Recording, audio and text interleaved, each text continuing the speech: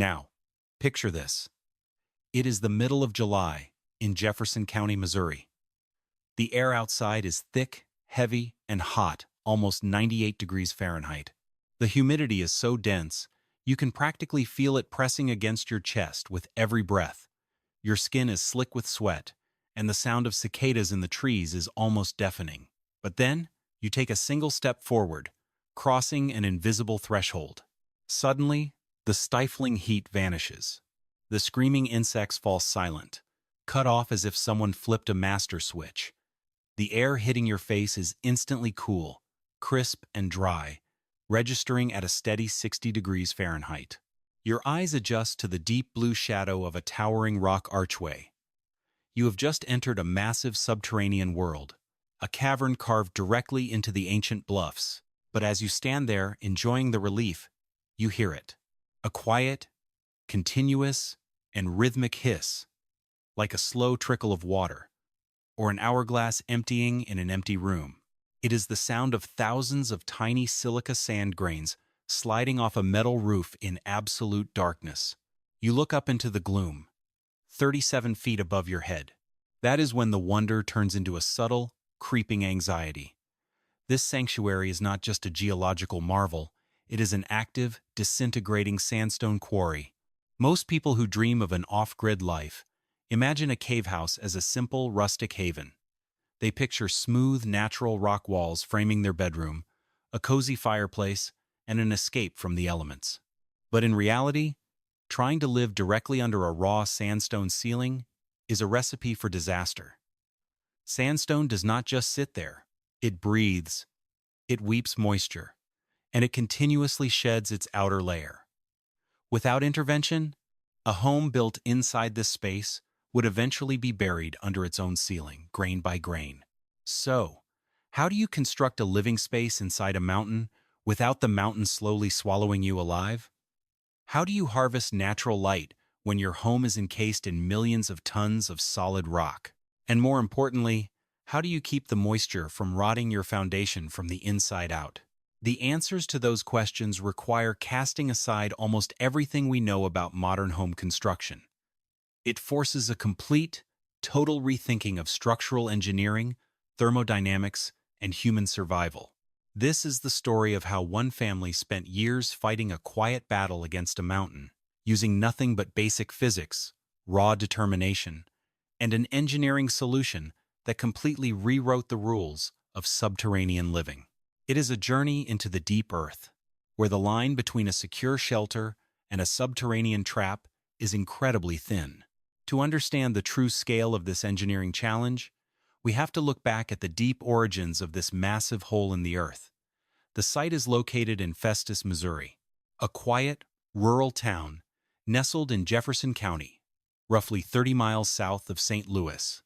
If you were to stand in the front yard today, you would find yourself at the bottom of a massive, bowl-shaped depression in the surrounding landscape. This bowl was not formed by a meteor strike or a natural sinkhole. It was slowly carved out by human hands during the late 1800s, the physical result of extensive limestone mining. But the limestone was only the surface. Beneath that hard layer lay a massive deposit of incredibly pure, soft street Peter sandstone. Throughout the 1930s, industrial mining operations pushed deep into the bluff, chewing away at the white stone to feed regional glass-making factories. By the time the machines finally went silent and the miners left the site, they had hollowed out a towering 17,000-square-foot cavern with a ceiling that soared 37 feet high at its main mouth. It was a vast, cold, empty void. But it did not stay empty for long. In 1958, a local resident named Sue Morris purchased the entire 3-acre property. She looked at this dark, echoey space and saw something entirely different from a discarded industrial scar. In 1960, she officially opened the doors to Caveland, an underground roller rink, dance hall, and live music venue. For 25 years, this subterranean chamber was filled with the deafening roar of roller skates gliding over wooden floors, flashing colored lights, and the booming reverberations of early rock and roll. Local history reveals that legendary artists like Bob Seger, Ted Nugent, and Ike and Tina Turner performed inside these very rock walls, their music echoing off the damp sandstone chambers. It was a local landmark, a bizarre and beloved community hub that brought life to the cold earth. But operating a commercial business inside a raw cave is an endless, uphill battle against nature. By 1985, Caveland closed its doors. The music stopped, the skaters left, and the cavern fell silent once again. For a brief period between 1985 and 1990, the space served as a glass recycling facility, a dusty and forgotten industrial graveyard, before being abandoned entirely to the dark and the damp. Then, in late 2003, a family scrolling through eBay stumbled upon a real estate listing that seemed almost too strange to be real. Kurt and Deborah Sleeper were looking for a unique, affordable place to build a life, and here was a 3-acre property featuring a 17,000 square foot cave listed for sale online. Most people would have closed the browser tab and moved on. They would have laughed at the absolute absurdity of buying a wet, dark hole in the side of a Missouri cliff. But the Sleepers saw potential where others saw a hazard. They placed their bid, secured the property, and prepared to move their lives underground. But here's what everyone missed. Living in a cave sounds like a romantic, natural way to escape the pressures of the modern world. We are told stories of earth-sheltered homes being incredibly energy efficient, quiet, and practically indestructible. But the actual history of subterranean architecture is littered with catastrophic, expensive failures. Traditional earth-sheltered homes are notorious for turning into unlivable, damp traps. The primary culprit is moisture. The earth is not dry. It is a massive sponge holding billions of gallons of moving groundwater. When you excavate a space underground, you are creating a point of lowest resistance. Hydrostatic pressure continuously pushes liquid water through the microscopic pores of the rock, seeking an exit. If you attempt to build your home directly against those damp stone walls, that moisture will find a way inside your living space. Within months, the interior humidity climbs to 90% or higher. Mold spores begin to colonize every surface, spreading toxic black patches across your furniture, your clothes, and your drywall. Wooden studs rot from the inside out, losing their structural integrity under the weight of the home. The air becomes heavy, damp, and highly dangerous to breathe. Think about that for a second. The very stone that is supposed to protect you from the harsh Missouri weather is constantly trying to destroy the materials you use to build your shelter. It is a slow, relentless chemical assault that never sleeps. And then there is the threat of geological instability. Sandstone is a sedimentary rock held together by fragile mineral bonds. It is soft enough that you can scratch it with a fingernail.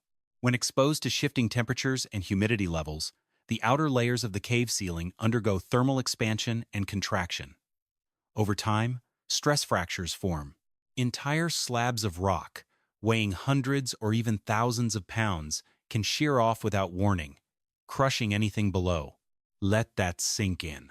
You are sleeping in your bed, completely unaware that a 500-pound slab of ancient stone is slowly separating from the ceiling directly above your head, held in place by nothing but friction and luck.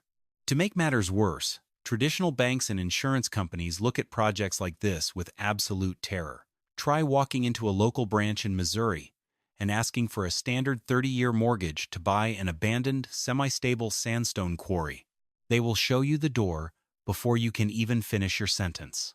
The Sleepers were entirely on their own, facing a project that required thousands of dollars in raw materials, with no safety net and no guarantee of success. The numbers don't lie. Over 90% of ambitious owner-builder cave projects are abandoned within the first 3 years. The combination of financial strain, physical exhaustion, and the relentless humidity of the underground environment breaks most builders before they can even finish the framing. The dream of a cozy subterranean paradise quickly dissolves into a damp, dark nightmare of endless structural repairs and financial ruin. If Kurt and Deborah Sleeper were going to survive here, they could not rely on standard construction manuals. They had to abandon the traditional methods of earth-sheltered building entirely.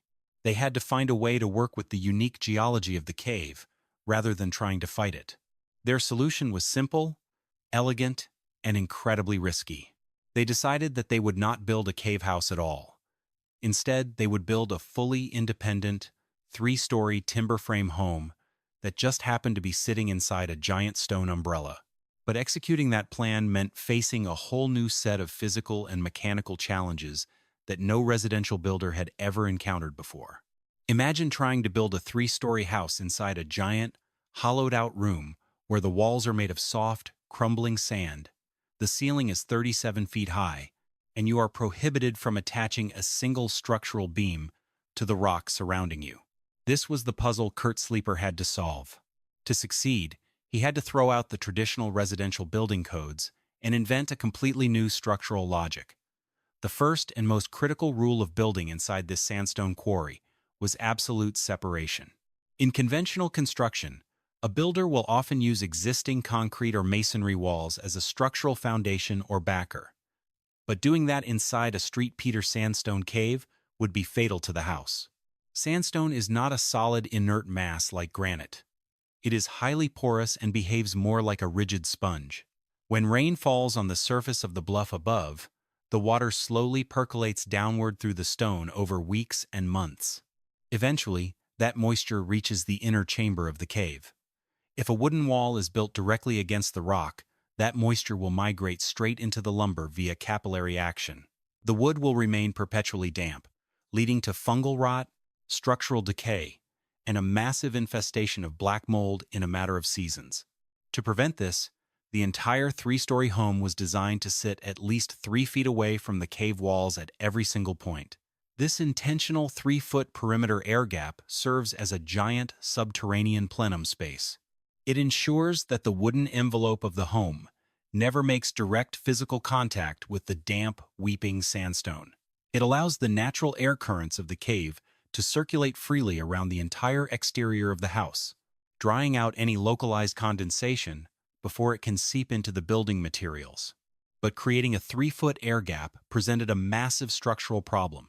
How do you stabilize a 3-story timber frame home if you cannot anchor it laterally to the surrounding stone walls? A typical home relies on its foundation and exterior walls working together to resist lateral forces like wind. Inside a cave, wind is not a major threat, but structural shifting is. Without the ability to bolt the home's walls to the cave sides for stability, the timber frame had to be entirely self-supporting and geometrically rigid. Every vertical post, every horizontal beam, and every diagonal brace had to be meticulously engineered to distribute loads straight down to the concrete slab on the cave floor. The home was framed like an independent wooden tower, freestanding inside a giant cavern. Every joint had to be heavily reinforced with steel plates and structural bolts to ensure that the house would remain perfectly plumb and stable, completely separate from the mountain. But the floor of the cave was its own mechanical challenge. Unlike a flat suburban lot, the quarry floor was uneven, covered in decades of accumulated sand, limestone debris, and industrial remnants from its days as a glass recycling center and roller rink. Before a single drop of concrete could be poured, the site had to be meticulously cleared. Tons of debris had to be hauled out through the narrow cave entrance. The underlying bedrock had to be leveled and stabilized. Once the floor was prepared, a massive concrete slab was poured. This slab serves as the solid anchor for the entire wooden tower. But anchoring the vertical posts of a 3-story house directly to concrete inside a cave requires specialized hardware. Moisture from the cave floor can wick upward through the concrete and rot the bottom of the posts. To prevent this, every main timber post was set on raised steel brackets, lifting the raw wood several inches above the concrete surface, keeping it dry and isolated from any standing water that might collect on the cave floor. As the timber frame began to rise toward the cavern roof, a new and terrifying problem literally began to rain down on the construction crew. The problem of the falling sky. Street Peter sandstone is incredibly soft and prone to spalling. Changes in air pressure, humidity, and temperature cause the outermost layers of the cave ceiling to slowly flake off. On any given day, tiny grains of silica sand fall continuously like a quiet white snow. But occasionally, larger chunks of rock, some weighing several pounds, would break loose and plunge 37 feet down into the chamber. During construction, This meant the crew had to work under constant threat of falling debris. A single stone falling from 37 feet can easily shatter a human skull or destroy a freshly framed wall. To protect the home and its future occupants, Kurt had to design an internal umbrella. Instead of a traditional shingled roof designed to resist rain and snow, the house was capped with a heavily sloped, industrial-grade corrugated metal roof. This roof does not keep out water from the sky because there is no rain inside the cave. Instead, its sole purpose is to act as a protective canopy against the falling mountain. When pieces of sandstone break off from the 37-foot ceiling, they fall onto this sloped metal roof. The impact is absorbed by the heavy corrugated steel, and the debris safely slides down the slope, over the edge of the house, and drops directly into the 3-foot perimeter air gap below. Once the sand and rocks accumulate in the gap, they can be easily swept up and removed without ever entering the living quarters. Think about the logistics of erecting such a roof inside a closed space. In a standard construction zone, a massive crane would be brought in to lift heavy timber beams and large metal roofing panels 37 feet into the air. But a crane cannot fit through the entrance of a cave. The mouth of the cave, while large, is not wide enough to accommodate heavy industrial rigging machinery. Every single post, beam, joist, and sheet of metal had to be hoisted by hand. The construction crew had to rely on ancient rigging techniques. They erected a complex system of internal scaffolding, manual block and tackle pulleys, and hand-cranked winches. Workers had to balance on narrow scaffolding platforms high above the stone floor, manually pulling heavy timbers into place and securing them with massive lag bolts. And then there was the dust. Every time a timber was cut or a hole was drilled into the sandstone for stabilizing anchors, a thick cloud of silica dust would fill the cave. In an outdoor construction site, wind quickly disperses this dust. But inside the stagnant air of the cavern, the dust hung in the air like a heavy fog. Workers had to wear heavy respirators for hours on end, working in low-light conditions illuminated only by halogen work lamps that cast long, eerie shadows against the ancient stone walls. Once the timber frame and the protective metal canopy were secure, the family had to solve the problem of light. Living in a cave can easily feel like living in a tomb. Humans are biologically wired to need natural sunlight. Without it, our circadian rhythms disrupt, leading to depression, fatigue, and physical illness. If the front of the cave was sealed with a solid traditional wall, the interior of the home would be plunged into permanent, artificial darkness. The solution was a masterpiece of passive solar design. The cave mouth is a massive archway, measuring 37 feet high. Kurt designed a custom, timber-framed facade to completely seal this opening from the outside world. But instead of filling it with drywall or wood siding, he constructed the wall using 37 sliding glass doors. These sliding glass doors were arranged in a giant grid, forming a massive wall of glass that spans almost the entire height and width of the cave mouth. This setup transforms the entire front of the house into a massive light harvester. During the day, natural sunlight floods through the glass, penetrating deep into the 3-story home. It bathes the wooden interior in warm, natural light, completely shattering the myth that living in a cave means living in darkness. But using that much glass created a massive thermodynamic challenge. In a standard home, a giant wall of glass facing the sun would create a massive greenhouse effect, heating the interior to unbearable temperatures during the summer. In the winter, that same glass would allow precious heat to escape, turning the home into an icebox. How do you balance the massive solar gain of 37 glass doors with the naturally cold 60-degree environment of the surrounding stone? The secret lies in the interaction between the glass facade and the cave's natural thermal mass. During the winter, when the sun is low on the horizon, the sunlight passes through the glass doors at a shallow angle, reaching deep into the home and warming the concrete floors and timber frame. This passive solar heat is absorbed by the thermal mass of the home's interior. As the sun sets and the outside temperature drops, the home slowly radiates this heat back into the living spaces. During the summer, when the sun is high in the sky, the massive rock overhanging the cave entrance acts as a natural sunshade. It blocks the harsh, direct midday sun from entering the glass facade, preventing the greenhouse effect. The interior of the cave remains naturally cool, insulated by millions of tons of solid rock that have been shielded from the sun for thousands of years. But even with the light problem solved, the physical reality of building inside a quarry continued to throw unexpected obstacles in their path. One of the most persistent and frustrating challenges was the absolute lack of straight lines. In a standard house, everything is square, plumb, and level. Walls are flat, corners are 90-degree angles, and ceilings are uniform. But a cave has no straight lines. The sandstone walls curve, dip, and bulge in completely unpredictable patterns. The ceiling rises and falls, with jagged outcrops and deep recesses. Every single component of the home's exterior envelope had to be custom-fitted to the irregular shape of the stone. When building the perimeter walls, workers could not simply measure and cut a piece of wood to a standard length. They had to scribe every single piece of timber, tracing the exact organic contour of the sandstone wall to ensure a tight fit. The process was incredibly tedious, requiring hours of manual adjustment, shaving off fractions of an inch of wood at a time to match the undulating rock face. And then, there was the constant threat of water intrusion. While the 3-foot air gap protected the wooden structure from direct contact with the damp stone, it did not stop water from collecting on the cave floor. During periods of heavy, continuous rain in Missouri, hydrostatic pressure inside the bluff increases. The sandstone walls do not just weep, they can actively drip. Water would run down the rock walls, pooling in the bottom of the 3-foot gap. If this water was allowed to sit, it would eventually saturate the air, driving the humidity inside the cave to dangerous levels.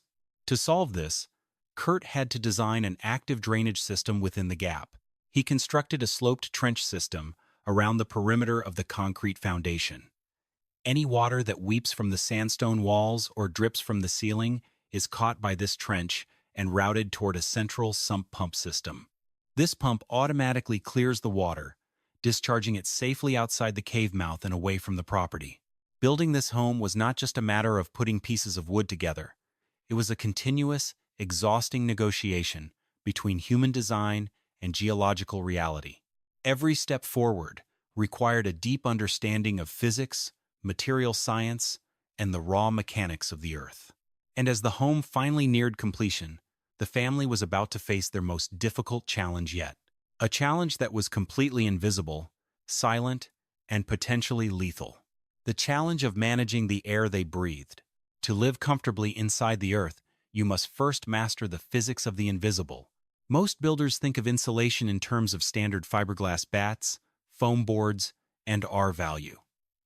In the world above, a higher R value means a wall resists the flow of heat more effectively. But inside a cave, the rules of thermodynamic resistance are completely turned on their head. If you analyze a piece of raw sandstone under a laboratory microscope, you will find that it has a surprisingly poor R value. In fact, solid stone conducts heat quite easily, offering an insulation rating of only about 0.1 to 0.2 per inch of thickness. By those metrics, a stone wall is a terrible insulator. But here is the thermodynamic secret of the earth. You are not dealing with a thin sheet of stone. You are encased in millions of tons of solid bedrock. The sheer, infinite volume of the surrounding mountain acts as a massive thermal heat sink. This physical property is known as thermal mass. Instead of resisting heat, the sandstone absorbs it. During the scorching Missouri summer, when temperatures above ground climb into the upper 90s, the exposed rock face at the cave entrance absorbs the thermal energy. But because the stone is so thick, that heat cannot pass through it instantly. It travels through the bedrock at an incredibly slow rate, a physical phenomenon known as thermal lag. It takes several months for a summer heat wave to migrate just a few feet into the deep earth. By the time the peak heat of July and August finally reaches the inner chambers of the cave, the calendar has turned to November and December. The outside world is freezing, but the deep cave is just now receiving the stored warmth of the summer sun. Conversely, the deep freeze of winter takes months to penetrate the stone. By the time the sub-zero temperatures of January migrate inward, it is June and July. The interior of the cave remains locked in a permanent, self-regulating equilibrium, naturally stabilizing between 60 and 65 degrees Fahrenheit, year-round, without the aid of a single mechanical air conditioner. But this thermal stability comes with a severe thermodynamic trap, the trap of the dew point. Air is a gas that holds water vapor, and its capacity to hold that water is directly dependent on its temperature. Warm air can hold a massive amount of moisture. Cool air cannot. During a typical Missouri summer, the relative humidity outside regularly exceeds 80 or even 90%. When you open a door and allow that warm, wet summer air to float into a cool, 60-degree cave, something dramatic happens to the physics of the air. As the warm air collides with the cold sandstone walls, its temperature drops instantly. Because cool air cannot hold as much water vapor as warm air, the relative humidity of that entering air rises until it reaches 100%. This temperature is known as the dew point. The moment the air temperature drops below the dew point, the invisible water vapor suspended in the air undergoes a phase change. It condenses, turning back into liquid water. Inside an unengineered cave, this physical process manifests as a relentless, subterranean rainstorm. Water droplets form on every square inch of the cold rock walls. The stone begins to weep. The moisture drips from the ceiling, soaking into the floors, pooling in dark corners, and turning the entire space into a damp, rotting, high-humidity swamp. If left unmanaged, this condensation will destroy any timber structure in a matter of months. To defeat the dew point trap, the home's envelope must be kept entirely dry. This is why the 3-foot perimeter air gap is so critical. By separating the wooden walls of the house from the cold stone, the builders created a thermal barrier. The air within this gap is kept in constant motion, using low-energy fans. By circulating the air, the moisture is prevented from settling and condensing on the rock. But passive airflow alone is not enough to handle the sheer volume of water vapor carried by the summer air.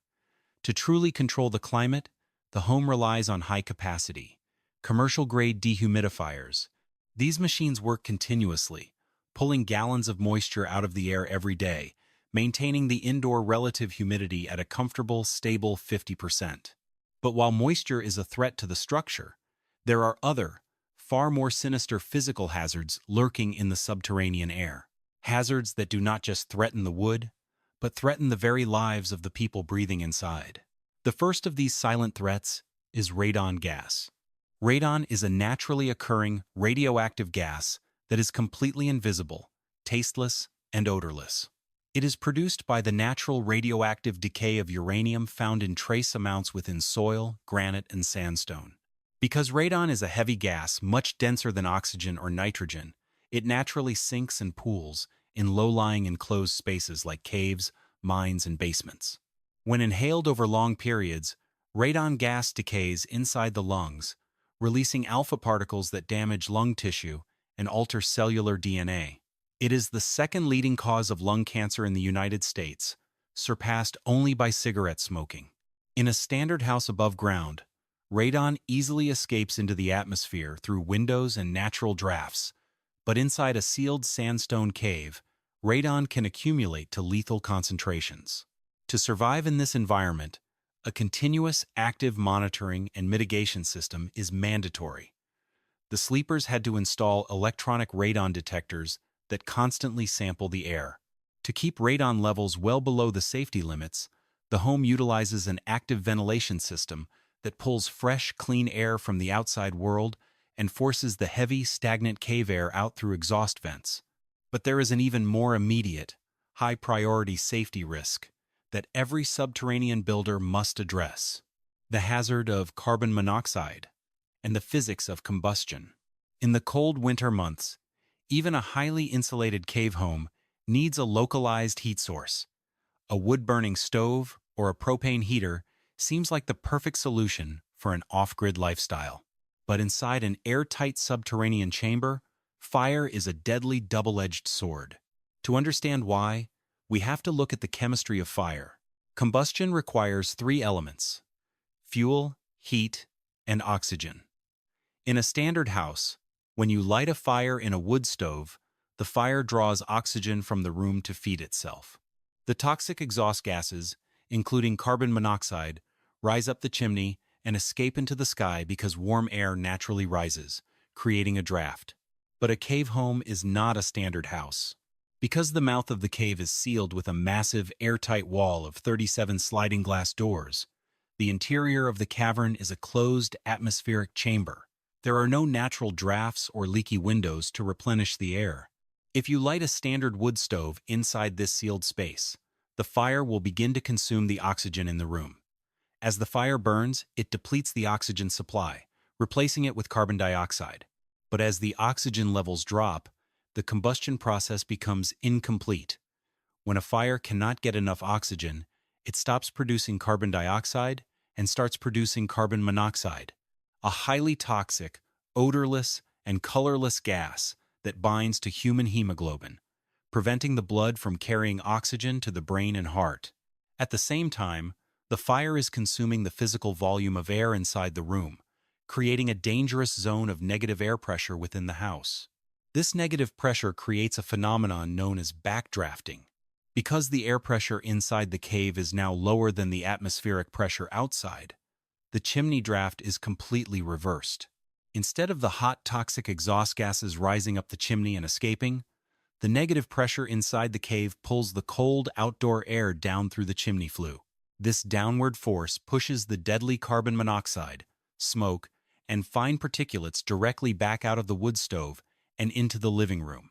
The occupants of the home, sleeping soundly in their beds, would have no warning. They would simply slip from sleep into a fatal coma, asphyxiated by the very fire they built to keep them warm. To prevent this catastrophic failure, Kurt had to implement a strict, fail-safe combustion engineering design. First, any wood-burning or gas appliance installed inside the home must utilize a completely sealed, direct vent system. This means the wood stove is entirely isolated from the indoor atmosphere. A dedicated combustion air intake pipe must run from the exterior of the cave directly through the rock or the glass facade and connect straight to the intake valve of the stove's firebox. The fire never breathes a single cubic foot of air from inside the home. It draws its oxygen entirely from the outside world. Second, the exhaust chimney must be completely pressure-sealed and insulated. The chimney flue must be constructed of high-grade, double-walled stainless steel to prevent any exhaust gases from leaking into the air gap or the living quarters. To ensure that the exhaust always moves upward, even under changing atmospheric conditions, the system must utilize a mechanical draft inducer, an electric, high-temperature fan installed at the top of the flue that actively pulls the exhaust gases out of the stove and forces them out of the cave system. Finally, the home must be equipped with multiple, interlinked carbon monoxide and explosive gas detectors. Because gases have different densities relative to the unique air currents inside a cavern, these detectors cannot just be plugged into standard wall outlets. They must be strategically placed at multiple elevations, some near the ceiling to catch rising warm gases, and others near the floor to detect pooling, heavy vapors. This is the reality of living inside the earth. A cave home is not a passive, maintenance-free sanctuary. It is a highly complex, engineered habitat where survival is directly tied to the continuous, mechanical management of pressure, temperature, and atmospheric chemistry. If any of these systems fail, the very mountain that keeps you warm can easily become your tomb. And as the family settled into their completed subterranean home, the ultimate test of these engineering systems was about to arrive. In the form of a historic, record-breaking winter blizzard that would push their survival technology to its absolute limit. Winter in Missouri is rarely gentle. The continental air masses that sweep across the Great Plains can collide with moist air from the Gulf of Mexico, producing rapid, violent shifts in weather. But in late January, a historic winter storm front began to descend upon Jefferson County. It was not just a typical snowfall, it was a deep, freezing polar vortex accompanied by high-velocity winds and ice. As the sun dipped below the horizon, the temperature plummeted.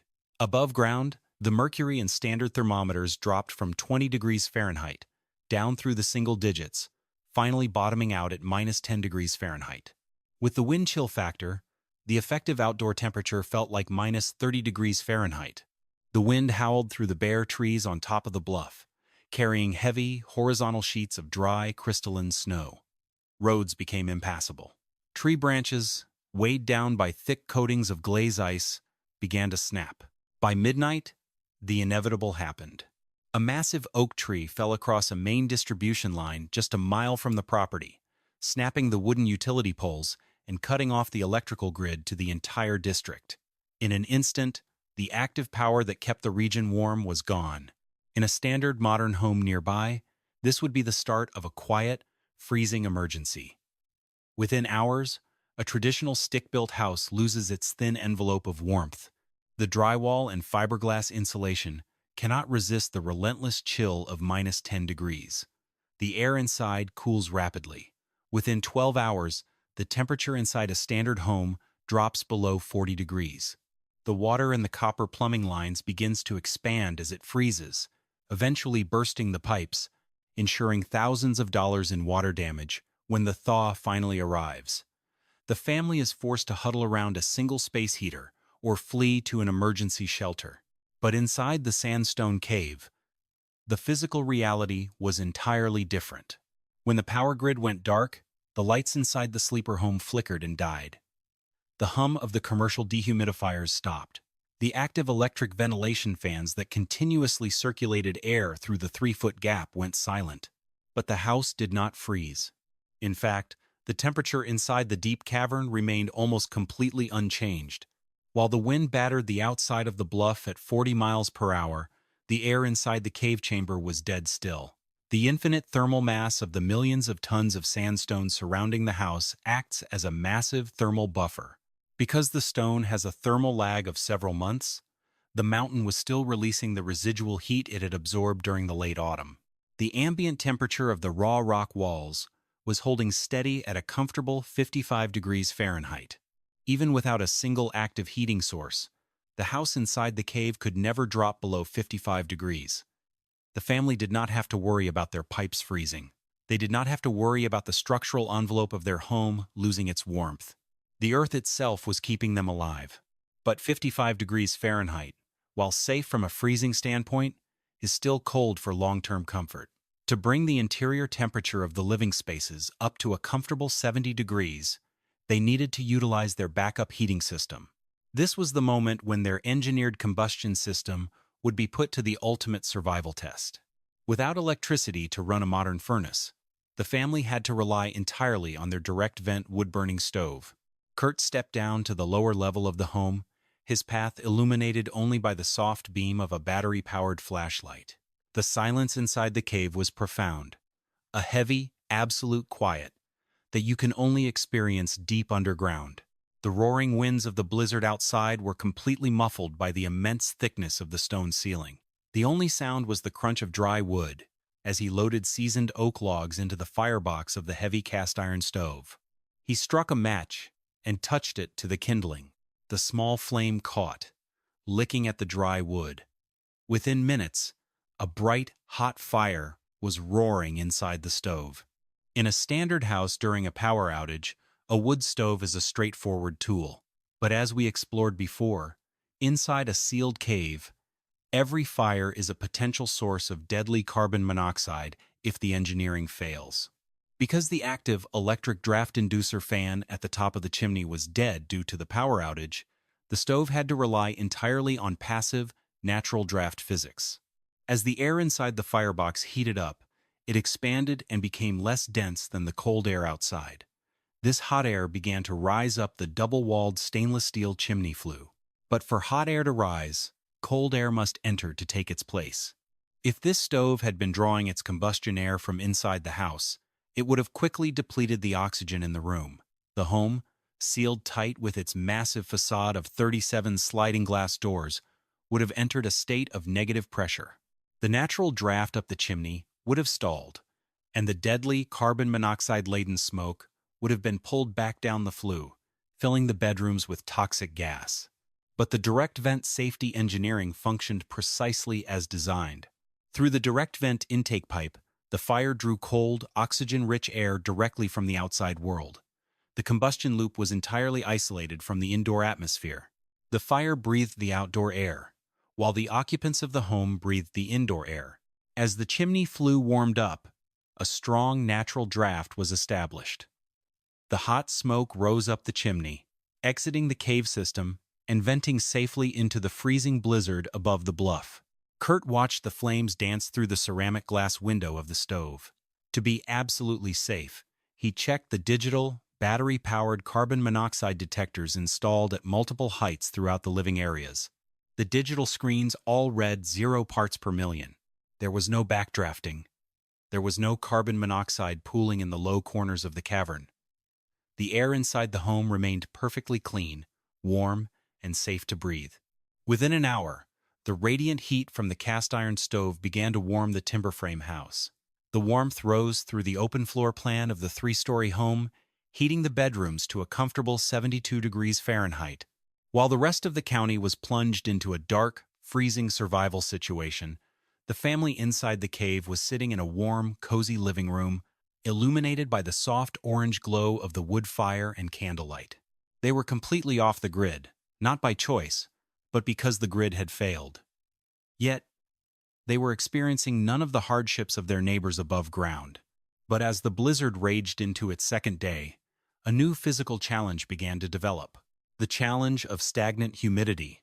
Because the electric dehumidifiers were shut down, there was nothing actively pulling moisture out of the air. The warm air generated by the wood stove was rising and circulating through the 3-foot perimeter gap, coming into contact with the cool, 55-degree sandstone walls. With the dehumidifiers off, the relative humidity inside the cave chamber began to climb. Kurt monitored the hygrometer on the wall. The percentage crept up from 50% to 60% and then to 70%. If the storm lasted for weeks, this rising humidity would eventually reach the dew point, causing condensation to form on the timber frame of the house. This was where the passive design of the home's envelope was tested. Because the wooden house was built with a 3-foot air gap all the way around, the air could circulate naturally. The hot air rising from the wood stove created a natural convection loop. The warm air rose to the top of the cave, flowed over the sloped metal roof, cooled slightly as it passed near the stone walls, and sank back down to the floor of the cave. This continuous natural convection current kept the air in motion, preventing it from stagnating. Even though the humidity was high, the constant movement of the air prevented water droplets from condensing on the wood. The timber frame remained dry and secure, protected by the very physics of heat convection. By the third day, the storm finally passed. The high winds died down, and the clouds broke, revealing a brilliant, cold winter sun. When the sun hit the massive wall of 37 sliding glass doors at the front of the cave, the passive solar design went to work. Because the winter sun was low in the sky, the sunlight penetrated deep into the cave, striking the concrete floor and warming the interior of the home without requiring any wood from the stove. The solar gain alone was enough to keep the home warm throughout the daylight hours. When the utility crews finally repaired the downed lines and restored power to the area, the active systems in the cave home kicked back on. The dehumidifiers hummed to life, quickly pulling the accumulated moisture out of the air and dropping the relative humidity back down to a safe 50%. The fans in the air gap started spinning, and the electric lights illuminated the massive cavern. The family had not just survived the historic blizzard. They had done so with a level of comfort, safety, and security that surpassed almost every standard home in the region. The test was complete. The physics of Earth-coupled thermal mass, combined with precise safety engineering, had proven itself in the most extreme conditions possible. But for the sleepers, the true proof of their success was not just surviving a single storm. It was the long-term data, the hard, cold numbers, that would show whether living inside a mountain was actually a viable, sustainable way of life, or if the financial and physical toll would eventually catch up with them. The empirical numbers of this subterranean experiment tell a story of extreme physical efficiency, balanced by intense financial and systemic volatility. Let's start with the hard financial baseline of the project. In May 2004, Kurt and Deborah Sleeper purchased the 3-acre Festus property, including the 17,000 square foot quarry cavity, for a total purchase price of $160,000. Under normal circumstances, a home buyer would simply secure a conventional 30-year mortgage from a local bank. But because financial institutions viewed a raw, abandoned sandstone mine as an unfinanceable hazard, the family had to bypass the banking system entirely and negotiate a private seller-financed agreement. They paid $80,000, exactly 50% of the total purchase cost, as a cash down payment. The remaining $80,000 was structured as a short-term, 5-year seller-financed loan. Crucially, this loan was set to expire with a single, massive balloon payment of $83,000 due in May 2009. For 5 years, the family poured all of their physical labor and personal savings into constructing the 5,000-square-foot, 3-story timber frame home inside the cavern mouth.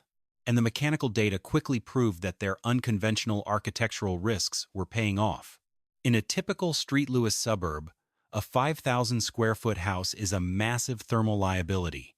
During the humid, 98-degree Missouri summers, the cost to run active central air conditioning systems can easily exceed $500 a month.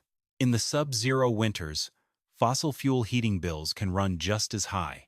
But inside the cave, the heating and cooling costs were virtually non-existent. The temperature inside the cavern naturally stabilized between 60 and 65 degrees Fahrenheit, regardless of the extreme seasonal swings taking place above ground. The family had completely eliminated the need for a traditional gas furnace or hydro compressor air conditioning units. Even during the hottest, most humid weeks of August, the only major operational energy expense was the cost of running their industrial dehumidifiers to manage the 50% relative humidity. The numbers were clear. Their monthly energy bills were a tiny fraction of what a comparable, above-ground home would consume in the Midwest. But as 2009 approached, the family was hit by a systemic financial blizzard, the global subprime housing market collapse. The $83,000 balloon payment on their private land loan was coming due, and they did not have the cash. Under normal market conditions, they would have refinanced the loan with a traditional bank mortgage, using the newly constructed, 3-story luxury home as physical collateral. But the entire banking sector was in a state of absolute paralyzed panic. When Kurt approached commercial lenders, they flatly refused to consider the application. Banks operate on a strict, rigid system of real estate appraisals. To determine a home's value, an appraiser must find at least 3 comparable properties that have sold recently within a close geographic radius. But there were no other 3-story timber frame homes built inside sandstone caves in Jefferson County. There were no comparable properties in the entire state of Missouri, or perhaps the entire nation. Because the home was completely unclassifiable, banks could not establish its value. And in the tight lending climate of 2009, no bank was willing to write a mortgage on an unconventional, non-standard subterranean structure. Faced with the immediate, devastating threat of losing their home to foreclosure, the family had to get creative. They turned back to the platform where they had originally found the cave, eBay. They listed the property for auction, setting the starting bid at $300,000. The listing quickly went viral, attracting national news networks, real estate bloggers, and curiosity seekers from all over the globe. It became one of the most famous online real estate listings of the decade. But while the internet marveled at the photos of a beautiful modern home sitting under a raw sandstone vault, serious buyers with $300,000 in cash were virtually non-existent.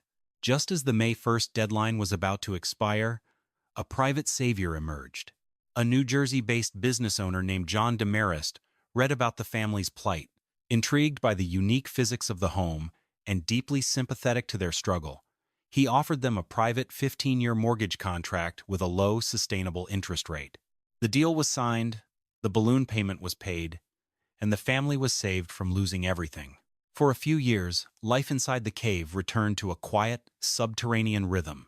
But the ongoing financial pressures of maintaining such a complex property, combined with rising medical bills and changes in family health, eventually caught up with them.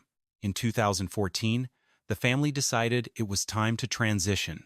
They listed the cave home for auction once again, this time with a listing price of $349,900, as they prepared to downsize to a standard above-ground home.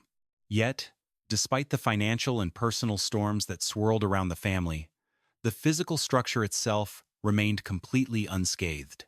The timber frame did not rot. The sandstone ceiling, protected by the sloped metal roof, did not collapse on the house. The drainage systems kept the floor dry, and the passive thermal equilibrium continued to maintain its silent, comfortable 60-degree climate. The engineering was a complete, undeniable success.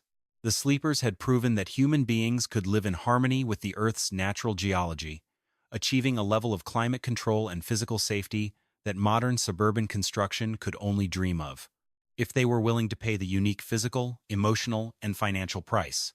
Living inside the Earth forces us to confront a fundamental question about how we build our lives. For centuries, modern architecture has been defined by a quiet, aggressive battle against the natural environment. We build thin, fragile boxes of wood and drywall, and then we spend thousands of dollars every year pumping energy into them to fight the wind, the cold, the heat, and the sun.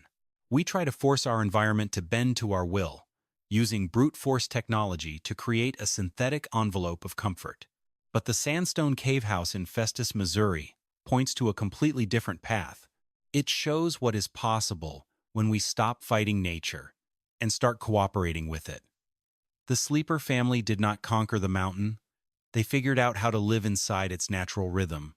They allowed the Earth's thermal mass to heat and cool their living spaces, using the physics of thermal lag to balance the seasons. They built their home to adapt to the cave's natural moisture and geological instability, rather than trying to seal it out with concrete and steel. It is a beautiful, inspiring philosophy, but it is also a sobering reminder of the limits of our engineering.